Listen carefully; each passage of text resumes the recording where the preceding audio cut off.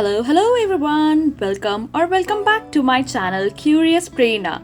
I am Prerna and I upload videos every Sunday about financial planning and financial minimalism. Also your girl vlogs sometimes. If you are new to my channel, thank you for subscribing, and if you have already subscribed, thank you for coming back. By the way, am I the only one who is wondering where the entire 2020 has gone? Like it was just January 2020 and here we are at the end of the year, December 2020. My god. However, the good part is that the Christmas and holiday season has come. And yes, we all are planning a lot if I am not mistaken. But yes, with all the planning comes with the budgeting. This month is generally heavy on pocket and I am here to help you out with that.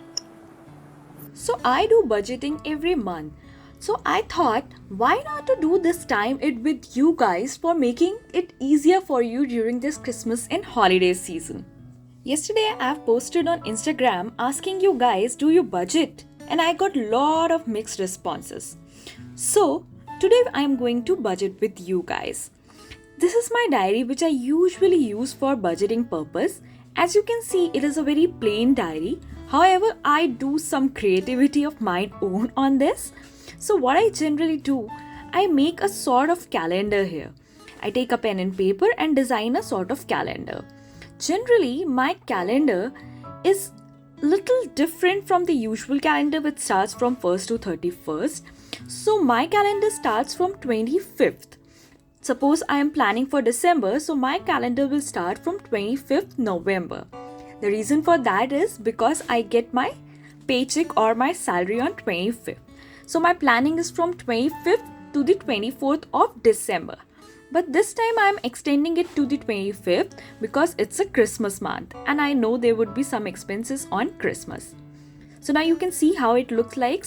Earlier it was this plain and now it is all ready. It looks pretty, no? And as you can see, I have used a tape. So I had two tapes actually earlier. And this being a Christmas season, I wanted to use green. But when I compared both of them, I found pink to be more prettier and decided to go with it. So what I like to do in this calendar, I put all the entries on the date I know the payments are going. Like for 10th and 11th, you can see I have my SIPs due. So I put that there. On 1st of the month, I pay my house help. On 3rd, I pay my electricity and gas bill. So I make all the entries accordingly. Also, you can see like most of my expenses are covered in the first week of the month. So generally, I prefer making all the payments as soon as I get my salary because I think that those are my mandatory expenses and as soon as they go, it is better for me. Okay, next comes the goal setting. And I am planning and goal setting is not there. It cannot be possible, guys. So this month's goal setting is very small. Like my goal settings for the month are really small. So the very first goal for the month is that I want to limit us eating outside to not more than 2,500 rupees. And I think this is one goal which you will be seeing in most of my budget plannings in coming month. Number 2 is that I have the people who know, they know that I love traveling and we used to make a budgets for our travel every time. But since the COVID-19 time, we already had certain amount in our account. So we stopped putting the money aside, which I'm going to start doing from this month onwards. So this next page is all about expenses. I put my fixed expenses and my variable expenses here. All the things which I have put in the calendar at the back, now I am going to put down individually here. So number 1 is my maid and house help expenses, which comes to around 6,000 rupees. Then car wash, which comes to 500 rupees. Newspaper, 300 rupees. Also, I want to tell you all these expenses are projected expenses and if in case any changes will be there, I will be putting them in the actual expenses. So then come my electricity bill which is approximately 800 and gas bill which is 500. Now under variable expenses, I have put my wages and groceries. So lump sum they come to around 7,000. Definitely I need to put an actual, which I'll show you next time. And then in ironing, it would be approximately somewhere around 300, which will again be actuals change, and I'll show you accordingly. So what happens now, I'll take a total of all these. Me and my husband, we have this habit of dividing entire expense into two parts. So a total of this comes to 15,900. If we make our individual contribution, the contribution is generally for the expenses which we make for entire house. So, and of course, I forgot to add, I'll add 2,000 rupees as a miscellaneous expenses to this. So this makes a total of 17,900. Now I'm going to divide this between me and my husband Pranav, and we are going to make our individual contribution. So if I divide 17,900 between two people, it comes to 8,950 rupees. So 8,950 rupees is our individual contribution. So as here I am talking only about my budget, so I'll talk in terms of that only. My contribution is 8,950 rupees towards the house expenses. Now comes the travel expenses, which is for my personal commuting, and my miscellaneous expenses, which is 2,000 rupees. So a total of 4,000 rupees for travel and 2,000 miscellaneous comes to 6,000 rupees. The entire total comes to 14,950 rupees. Hence, I withdraw a cash of 15,000 every month in the starting. That is when I get my salary on 25th.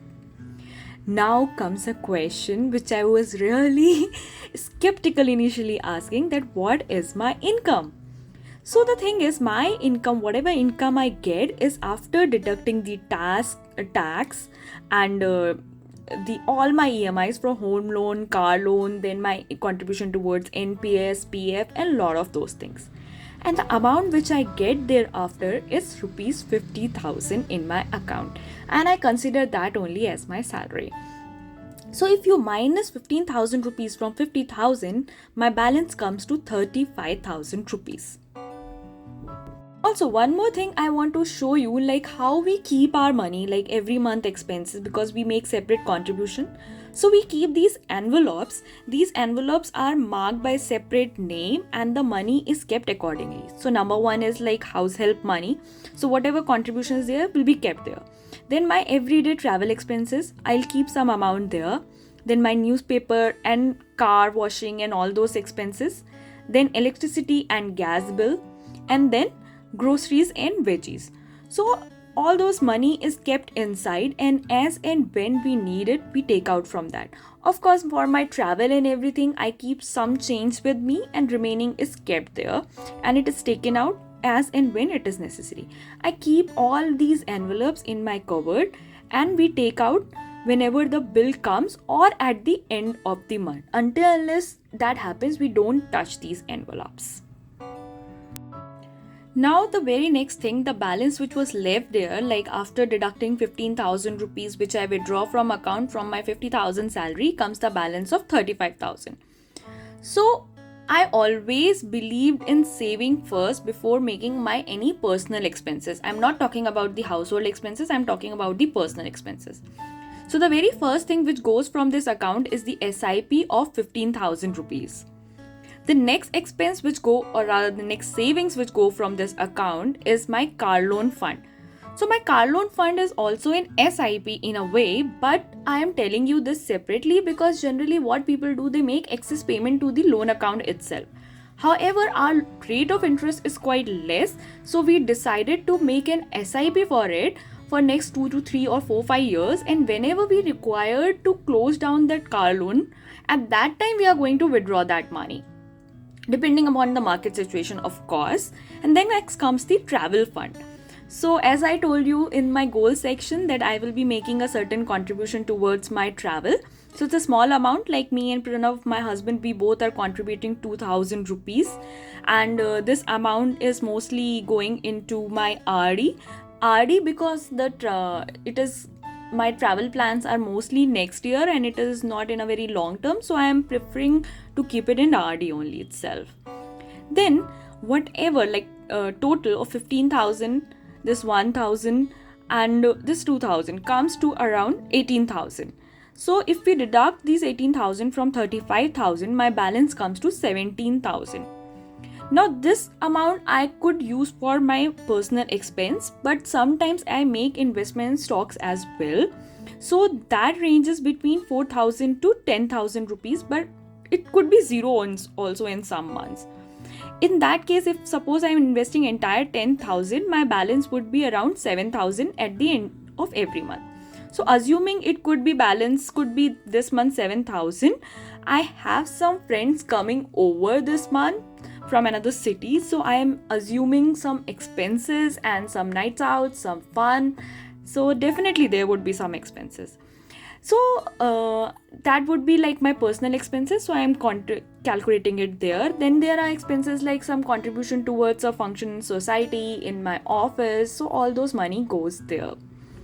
However, I have this system in my savings account that whatever is left at the end of month, it directly goes into my fixed deposit. So a new fixed deposit is created every month from whatever balance is left in the account.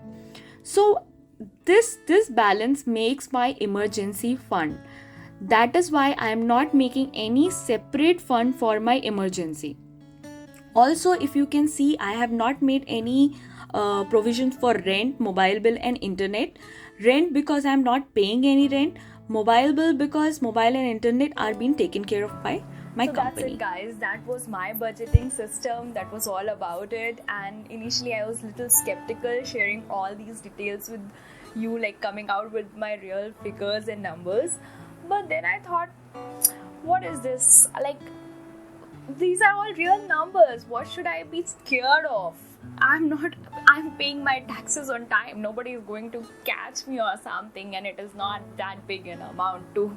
So anyways, it is like really liberating, and I feel really happy coming out and giving all these details to you. I hope that helped. If you are managing and following any kind of system, just let me know in comment section what is one thing which you always put in your budget and you want me to include in my budget as well.